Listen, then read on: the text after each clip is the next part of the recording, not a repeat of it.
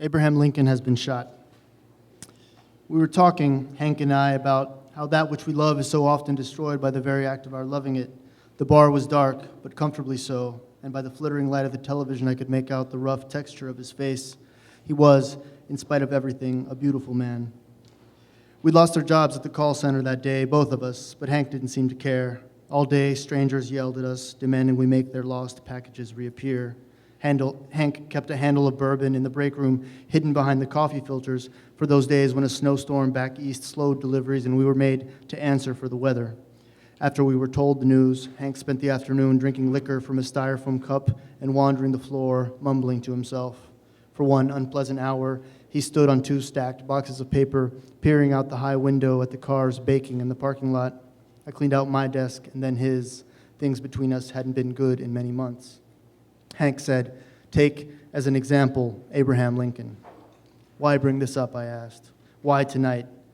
"Now, by the time of his death," he said, ignoring me, "Lincoln was the most beloved man in America." I raised an eyebrow. "Or was he the most hated?" Hank nodded. "People hated him, yeah, sure they did, but they also loved him. They'd loved him down to a fine sheen, like a stone polished by the touch of 1,000 hands."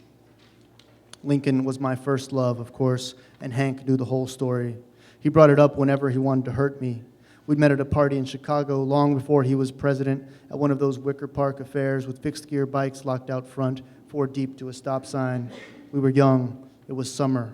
"I'm going to run for president," he said, and all night he followed me from the spiked punch bowl to the balcony full of smokers to the dingy bedroom where we groped on a stranger's bed. He never stopped repeating it. Finally, I gave in. "I'll vote for you," I said. Lincoln told me he liked the idea, me alone behind a curtain thinking of him. "I don't understand what you mean," I said to Hank. "Here you are with me, together we're a mess, and now the wheels have come off, Manuel." "Like Lincoln?" "Everything he did for this nation," Hank said. "The Americans had no choice but to kill him." I felt a flutter in my chest. "Don't say that," I managed. Hank apologized. He was always apologizing. He polished off his drink with a flourish, held it up, and shook it. Suddenly, he was a band leader, and it was a maraca. The ice rattled wonderfully, and a waitress appeared. "Give me what I want, sugar," Hank said. She was chewing gum laconically, something in her posture indicating a painful awareness that this night would be a long one. "How do I know what you want?" Hank covered his eyes with his hands. "Because I'm famous." She took his glass and walked away. Hank winked at me, and I tried to smile. I wished he could have read my mind. That night, it would have made many things between us much simpler. "The thing is," Hank said once he had a fresh drink, "there's a point after which you've finished loving something, after you've extracted everything of beauty from it, that you must discard it." This was all I could take. "Oh, Christ, just say it." There was a blinking neon sign behind the bar, and Hank looked over my shoulder, lost himself in its lights. "Say what?" he asked. "What you want to say." "I don't know what I want," he crossed his arms. "I never have. I resent the pressure to decide." Lincoln was a good man, a competent lover, a dignified leader with a tender heart. He'd wanted to be a poet, but settled for being a statesman. "It's just my day job," he told me once. He was sitting naked in a chair in my room when he said it, smoking a cigarette and cleaning the dust from his top hat with a wooden toothbrush. And he was fragile. His ribs shone even then. We were together almost a year. In the mornings, I would comb out his beard for him, softly, always softly, and Lincoln would purr like a cat. Hank laid his hands flat on the table and studied them. They were veiny and worn. "I'm sorry," he said without looking up. "It wasn't a good job, was it?" "No," I said, "but it was a job." He rubbed his eyes. "If I don't stop drinking, I'm going to be sick. On the other hand, if I stop drinking, I'm going to be sick. Oh, this life of ours." I raised one of his hands and kissed it. I was a Southern boy, and of course, it was something Lincoln and I talked about. Hank didn't care where I was from. "Geography is an accident," he said. "The place you were born is simply the first place you flee. And then the people you meet, the ones you fall for, the paths you make together, the entirety of one's life, a series of mere accidents. And these too are accidents. The creeks you stumble upon in a dense wood, the stones you pick up, the number of times each skips across the bright surface of the water, and everything you feel in that moment, the graceless passage of time, the possibility of stillness. Lincoln and I had lived this, skipped rocks and felt our hearts swelling just before he left Illinois for Washington. We were outside Chicago in a forest being encroached upon by subdivisions.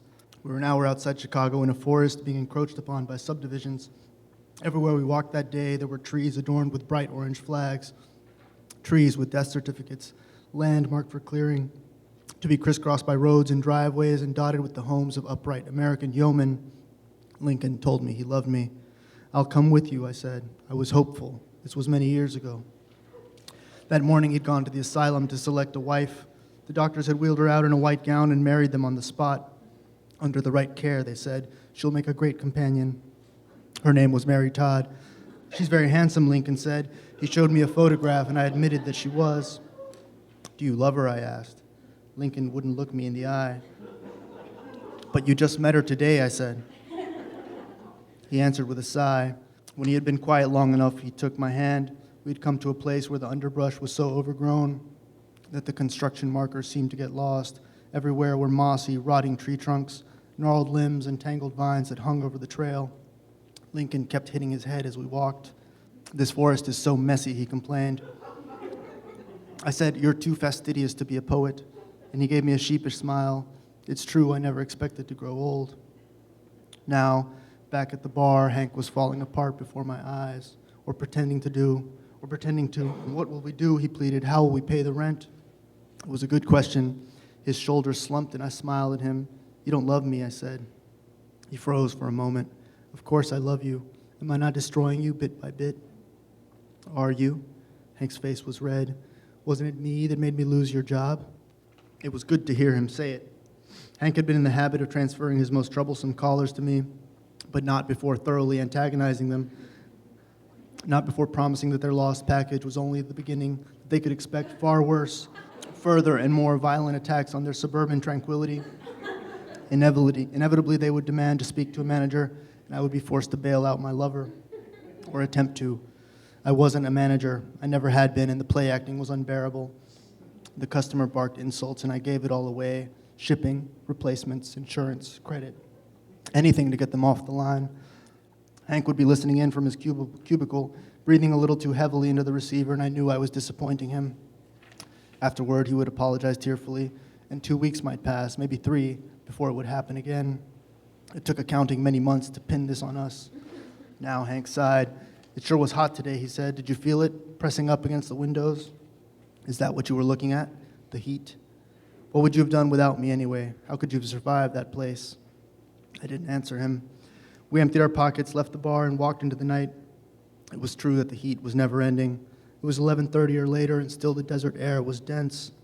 This time of year, those of us who were not native, those whom life had shipwrecked in the great Southwest, began to confront a very real terror. Summer was coming. Soon it would be July, and there would be no hope. We made our way to the truck. Hank tossed me the keys, and I caught them just barely. It was the first good thing that had happened all day.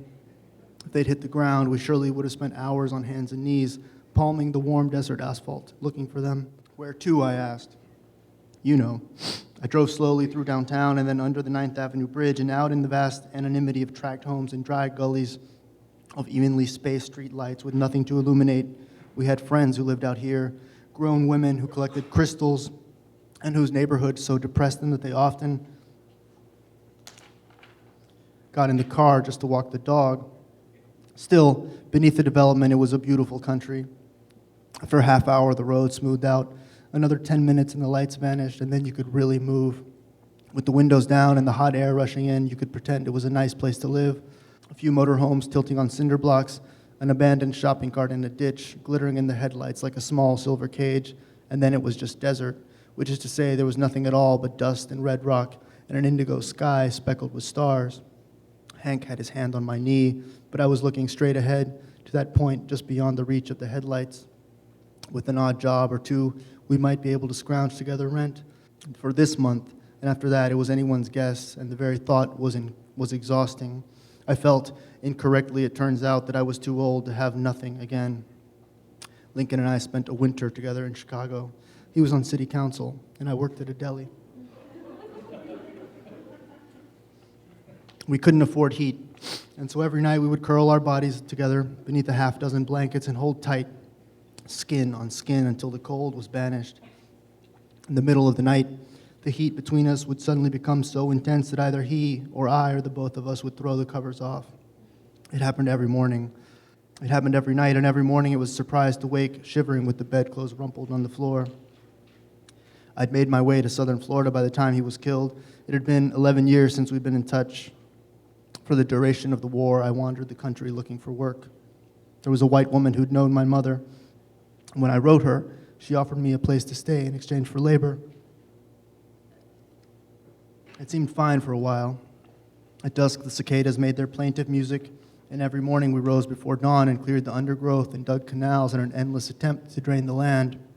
There were 3 men besides me, connected by an obscure system of relations, stretching back into the region's dim history, how it was settled and conquered, how its spoils had been divided.